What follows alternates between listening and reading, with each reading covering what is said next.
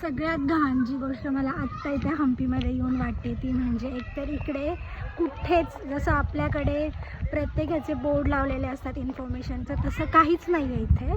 आणि सेकंड गोष्ट म्हणजे ना, इकडे जी लोक येतात ते प्रत्येकजण ते एक रथ आहे जे 50 रुपीजच्या नोटवर आहे आपला, ते बघतात आहे, 50 रुपीज घेतात आहे, फोटो काढतात आहे.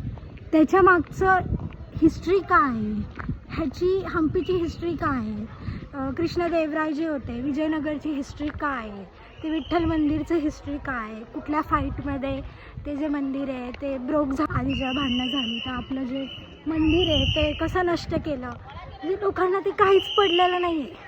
आलेत ते तो 50 रुपयाचा जो फोटो ह्याच्या नोटवर जो राहते त्याचा फोटो काढला जातो आहे आणि झाली हम्पी. म्हणजे किती हे विचित्र आहे, खरंच विचित्र आहे खूप.